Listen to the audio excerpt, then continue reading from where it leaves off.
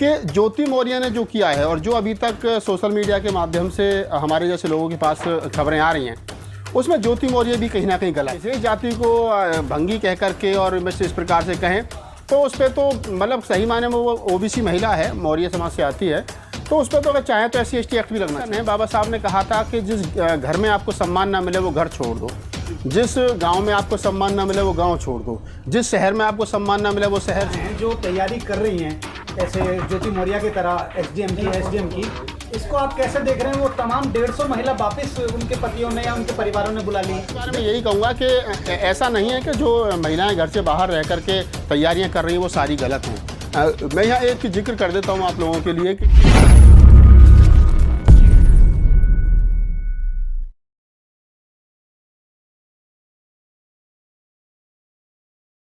Sir, हमारे देश में बहुजन महिलाएं निशाने पर हैं आजकल। एक तो निशा बांगरे का इस्तीफा ले लिया गया और दूसरी ज्योति मौर्य को भी SDM पद से हटा दिया गया है। ये हिंदू राष्ट्र में हिंदू महिलाएं क्यों निशाने पर हैं? देखिए, जहाँ तक बांगरे वाला मामला है तो उसके साथ गलत हुआ है। धर्म हमारी व्यक्तिगत मामला है, हम किसी भी धर्म को मान सकते हैं, हमारा फंडामेंटल राइट्स है, संवैधानिक अधिकार है। तो सरकार ने जो उसके साथ किया है वो गलत किया है। इसके लिए तो हम कहते हैं कि तमाम बहुजन समाज के एक्टिविस्ट को, पत्रकारों को, साहित्यकारों को, कवियों को, जो लोग बोल सकते हैं, जो लोग लिख सकते हैं, उनको बोलना चाहिए, लिखना चाहिए। सरकार ने गलत किया है। जहाँ तक दूसरा सवाल आपने ज्योति मौर्य वाला किया तो उसमें मैं एक बात यहाँ बता देता हूँ आप लोगों को कि ज्योति मौर्य ने जो किया है और जो अभी तक सोशल मीडिया के माध्यम से हमारे जैसे लोगों के पास खबरें आ रही हैं, उसमें ज्योति मौर्य भी कहीं ना कहीं गलत है। ज्योति मौर्य गलत इसलिए है कि वो जिस प्रकार से उसका जो एक वीडियो वायरल हो रहा है अपने पति के साथ बातचीत करते वक्त और एक विशेष जाति को वो टारगेट करके गालियां दे रही है, तो आप ऐसा नहीं है कि आप काम कोई भी कर सकते हैं, किसी भी जाति से हो सकते हैं, लेकिन आप विशेष जाति को भंगी कह करके और इस प्रकार से कहें तो उस पर तो मतलब सही मायने में वो ओबीसी महिला है, मौर्य समाज से आती है, तो उस पर तो अगर चाहे तो SC/ST एक्ट भी लगना चाहिए। क्योंकि आप शेड्यूल कास्ट में जो वाल्मीकि समाज है जिसको भंगी कहा जाता है, उसको आप सीधे सीधे टारगेट पर ले रहे हो, तो ये मामला तो SC/ST एक्ट का भी बनता है। लेकिन अभी तक उस पर FIR नहीं हुई है। क्यों नहीं हुआ है? हालांकि उसी वीडियो के आधार पर उस पर FIR दर्ज होनी चाहिए थी। तो दोनों मामले में भिन्नता है।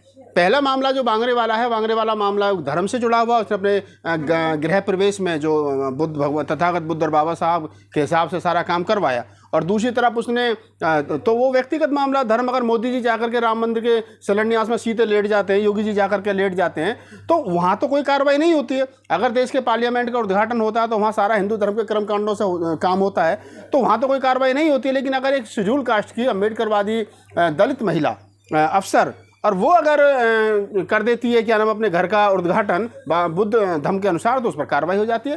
तो इससे ये समझ जाना चाहिए कि देश के अंदर एंटी बहुजन सरकार चल रही है, एंटी अम्बेडकर सरकार चल रही है, एंटी बुद्ध सरकार चल रही है। सरकार में बैठे हुए नुमाइंदे ये कहते जरूर हैं कि हम लोग बाबा साहब को बहुत मानते हैं, कबीर नानक रैदास को बहुत मानते हैं।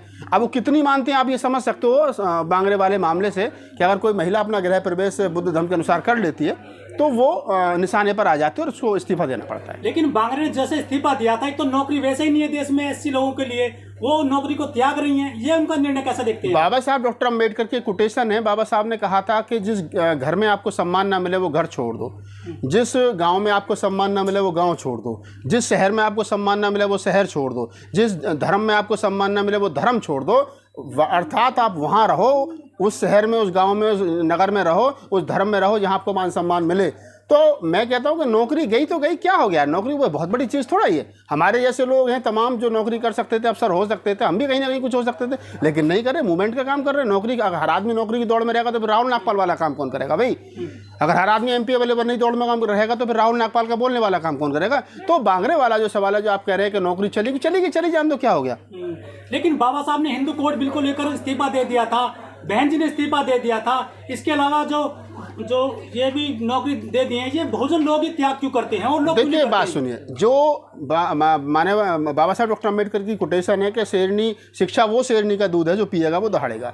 जब हम लोग शिक्षित हो जाते हैं, किताबों वाले शिक्षित हो ही जाते हैं, लेकिन उसके साथ में फूले अम्बेडकरी आंदोलन को समझ लेते हैं और पढ़ लेते हैं। तो मैं ये समझता हूँ कि जब हम शिक्षित हो जाते हैं और बाबा साहब के बताई हुए मार्ग को पकड़ लेते हैं, तो ये कोई बहुत बड़ी बात नहीं है कि हम लोग इस्तीफा दे दें। बाबा साहब ने दिया, बहन जी ने दिया, बांगरे ने दिया, और कितने लोग हैं, मान्यवर साहब काशीराम इस्तीफा दे करके मूवमेंट चला चलाने के लिए आए। अभी हाल ही में माने KP चौधरी साहब ने जो है वो अपनी क्लास 1 की ऑफिस नौकरी से इस्तीफा दे करके मूवमेंट चला रहे हैं। तो बहुत सारे ऐसे लोग हैं जो नौकरियों में थे और उन्होंने इस्तीफा दिया और मूवमेंट के लिए काम कर रहे। तो बांगरे ने अगर इस्तीफा दिया है, उनका इस्तीफा अगर स्वीकार कर लिया है सरकार ने, और अगर वो नौकरी नहीं करना चाहती हैं ऐसी घुटन वाली व्यवस्था में, तो अच्छा स्वागत है, उनका स्वागत करते हैं। आए मूवमेंट में हमारे कंधे से कंधा मिला करके काम करें।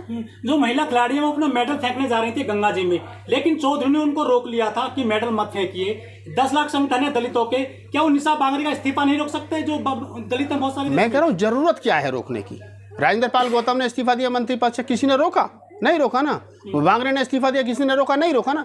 इस्तीफा देना या नौकरी में बने रहना या मंत्री पद पर बने रहना बड़ी बात नहीं है। बड़ी बात है व्यवस्था के खिलाफ आप खड़े हुए, आंख से आंख मिलाइए, इस्तीफा दीजिए, ठोकर मारिए और अपने आप को बताइए कि हमारी रीढ़ की हड्डी जिंदा, हम अम्बेडकरवादी हैं। ये महत्वपूर्ण है।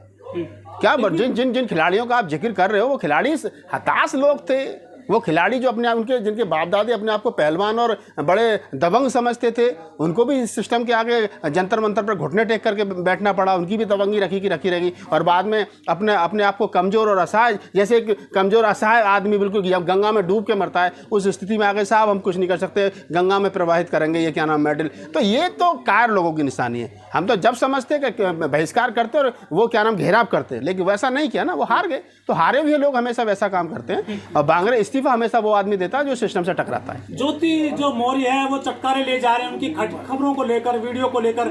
जो मनुवादी मीडिया है, मनुवादी लेकर बड़े मजे ले रहे हैं वो आज। नहीं देखिए, पहली बात तो ये है कि मैं बांगरे उसका ज्योति मौर्य वाला जो मामला है वो उसको आप मौर्य जाति से इससे मत देखिए।